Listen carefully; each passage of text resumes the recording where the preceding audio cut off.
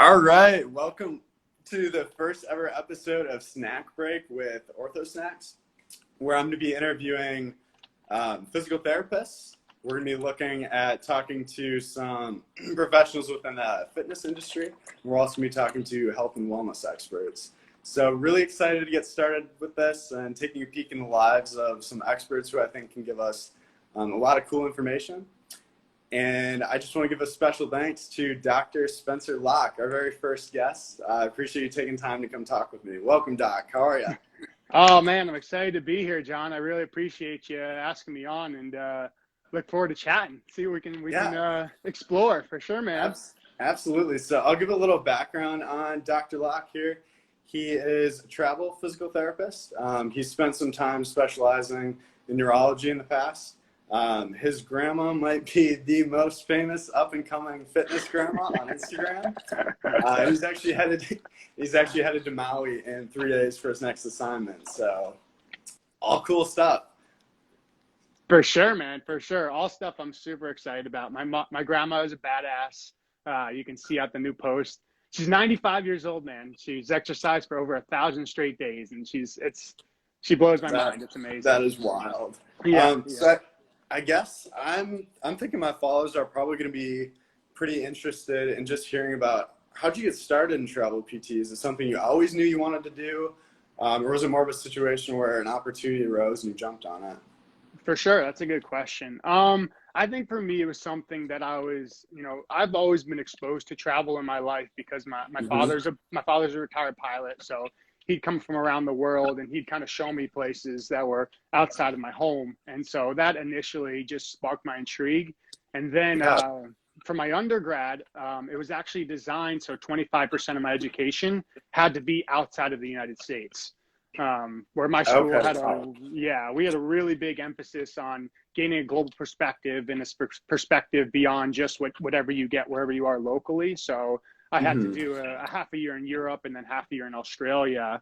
And those experiences, just by experiencing different cultures, made me realize how many amazing things there are to learn by getting out of your comfort zone. And I was very lucky to find that mold between PT and travel at the same time. And I got the best job in the world, man. It's amazing. Yeah, that is incredible. Yeah. So have you done any travel PT in Europe then?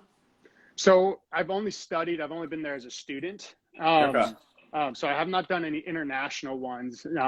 I have looked at that option. And, I actually have a trip planned coming up sometime next year where I'm going to be going to South America, continue to improve my Spanish skills, and then also doing some pro bono work at some clinics down there. So, but, even in the big country of the United States and Canada, that there's so many microcultures within the countries. So, I've noticed cultural differences just beyond my traveling within the country. So, there's still plenty to learn just from that alone.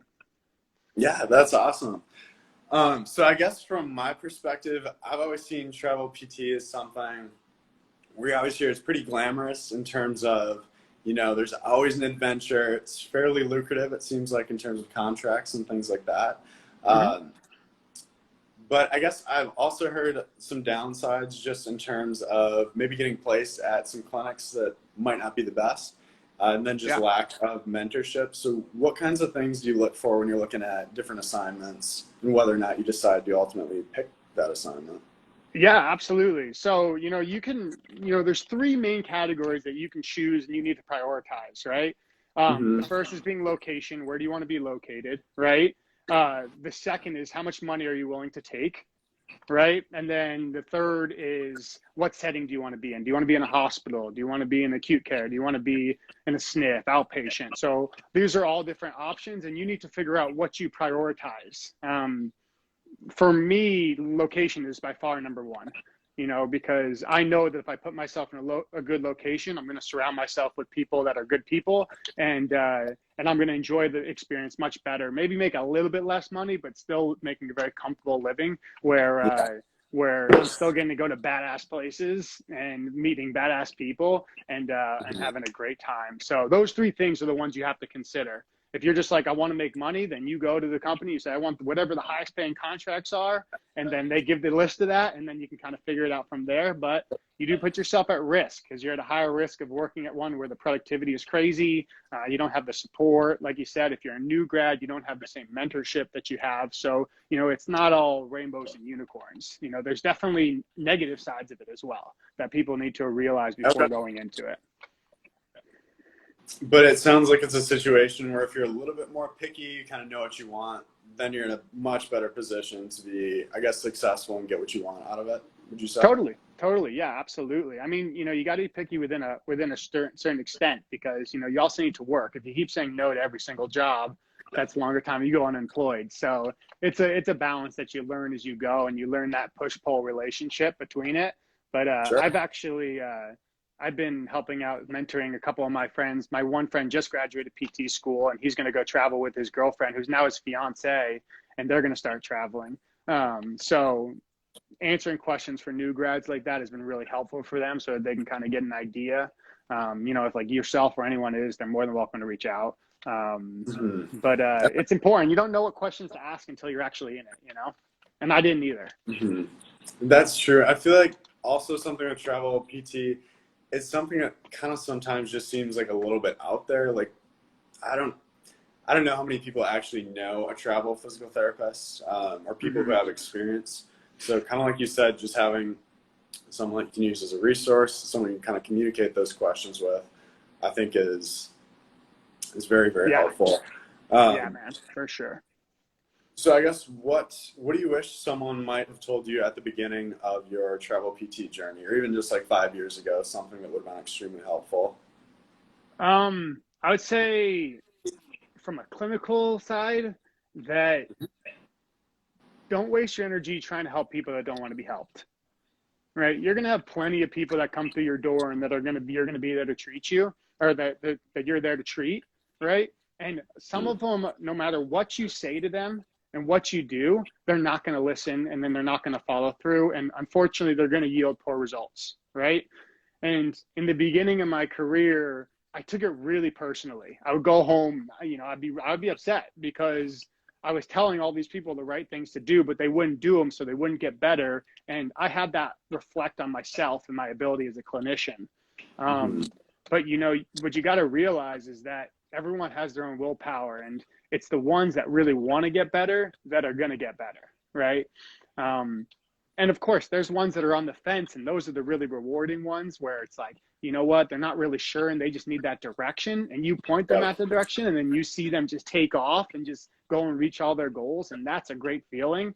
But I've learned to be much more selective with my energy, right? If I realize that person, no matter what I'm going to tell them, they're not going to really listen to it, then I'm just going to do my job. I'm going to give them the information that they need to know from my expert level opinion. And then from there, they can take and do what they want with it. But I'm not going to go and follow up over and over and over if I know that they're not really in it to get better for themselves.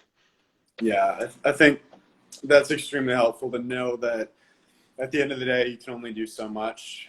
You can only provide the information the patient needs, and they have to meet you halfway at some point and say that this is something I really want to do, something I want to get better at. So yeah, that is awesome advice. Sure, man. A couple of other questions. I'm going to be asking these questions to all my guests. Okay. And I think these questions are just going to kind of provide a look into, the life of someone who has seen a little bit of success and kind of what sorts of things have been helpful in getting them there. Yeah. So what would you say your biggest key to a successful day is? It's a good question. I would say the biggest key is adaptability. Because, your days are going to have the highest highs and the lowest lows, and sometimes they're going to be right next to each other, right? You're going to see someone, I've had to walk in on someone that, just suffered a massive stroke, can barely talk, can't even get themselves out of bed, and they're young. And it's really depressing to see. And you're doing whatever you can, and you may not have a session that's not that successful with them. And then right after or right before, you may have just helped someone take their first steps the first time in 2 months, right? And so you need to be adaptable, not only in the clinic, because you need to be able to reset every single time in between patients. If you carry, if you carry in both ways, if you carry all that great stuff with you and that next person isn't doing well, then you're going to miss out on things. Vice versa, if you had a really poor session and then you carry that over to the next person, then you're not doing them. You're doing a disservice to them. So you got to be important to be adaptable and be willing to reset. And that still carries over to travel PT as well, because there's times where, your contract gets canceled or you have to move across the country within a few days, right? Where you're just like, what do I do now? But as you can do it over and over and you continue to put yourself outside that comfort zone, that adaptability just becomes ingrained in you so that you can, it becomes easier and easier. Yeah, that's awesome. Because I think, especially as a student, the tendency is if you have a couple, like say for instance, an afternoon patient doesn't go super well, Yeah. there is that tendency to kind of let it ruin your afternoon, start to snowball. And I think we've all been there in terms of having those days. But the more you understand with that just idea of resetting every single patient, I think that'll give you a lot better chance of being successful. So absolutely, man. Absolutely. And then my next question for you is there any book, product, article that you've read or come across in the last 3 months that has positively impacted your life? In the past 3 months, a ton. Okay. But what do you got for me? What I would say, one of the biggest things for me, because, you go through, you get your doctorate, you become a licensed physical therapist, you get out there, and clinically, you just spend the past 3 to 4 years of your life learning all the clinical side of your job, right? And you can't expect to know it all, but you've done a good job of creating a base for yourself. What you don't know, and what a lot of people don't know, is what are the life skills that I need to have beyond that? And one of the first books that I read out of PT school is I stopped focusing on, because everyone wants to go and do new continuing ed courses and everything, but I focused on more on actually financial literacy. And there's this one really good book. It's called Simple Path to Wealth. I think it's by J.L. Collins, and it's amazing. It's a great read. I listened to it through an audiobook, and through it, you learn these simple steps of what you need to do to create yourself from financial stable and a financial freedom standpoint. And it's great. And I've taken the book and I've talked to it with all my friends who work in finance, who are way smarter than me in this. And they say, yeah, exactly. Like that's a common sense way to do it that all the best investors do. So now I have it automated where, all my investments right now are just being automated into a very conservative and long-term approach where I'm at ease. So I don't have to worry about, all the budgets and things like that, because I've already taken care of that. People like to neglect it and then they get themselves in trouble. But, you take care of that earlier on, then you can focus your time and attention on doing things like this, where we can talk through Instagram, try to grow accounts, grow an online business. Once you have that stability financially, all these other things become possible. So I highly, highly recommend, especially coming out with loans too, get your loan strategy, your low payment strategy, figure out that finances, and then a lot of the rest of the stuff is going to become a lot less stressful for you. Okay, awesome. Great advice. And then my next question is, what is a quote that you live by? Do you have like any kind of a mantra, anything really a driving force day to day, or not so much? Oh, for sure. I mean, parents used to always say, if you love what you do, you don't work a day in your life. I live with I love what I do. Like I said, I've got the best job in the world, and there's going to be shitty parts of it, but it really depends on who you surround yourself with, what energy you focus on, and if you focus on what's within your control. And I think if I focus and if I continue to focus on all of my locus of control, then the possibilities are endless, man. So, you got to keep pursuing and willing to question yourself when you are unhappy or not in the right place, and have the courage to step outside of that and do something new. Awesome. Then this is going to be the signature question to end all my episodes. Dr. Spencer Lalk, what is your favorite snack? Oh, boy. It changes, man, because I move around a lot. So, I've been a lot in Hawaii, and I've been in Colorado and New York, and Hawaii, I would say I love poke, like fresh fish. Okay, yeah, awesome. Or like a nice cold watermelon. But then if I'm in a colder climate, give me a nice cup of hot chocolate with some whipped cream, and I'm a happy guy. Awesome. Always looking for the local flavors. For sure, for sure. Awesome. Well, really, really appreciate you taking time to come talk with me. Anyone who's watching this back, go ahead and follow Dr. Spencer Lalk at Lalk Health, correct? Yep, Lock Health, yep. Yeah, and good luck with Hawaii. If you have anything else to say, go ahead and get it out there. But I really appreciate you being my first guest. It was awesome to talk to you. It's my pleasure, John, man. And if you need anything moving forward, I know that you're finishing your clinical and you're moving on. So just know that I'm here for you. And if anyone has any questions, reach out. You know, don't be afraid to ask people that are ahead of you in certain parts. And I'm constantly learning. I have tons of mentors in my life that, you know, you can't be scared to ask questions. So I think it's amazing what you're doing, and I'm honored to have you ask me on. All right. Thank you. Have a great rest of your day, everyone. And if you're watching this back, thanks for watching. Awesome, brother. Have a good one. You too. Bye-bye.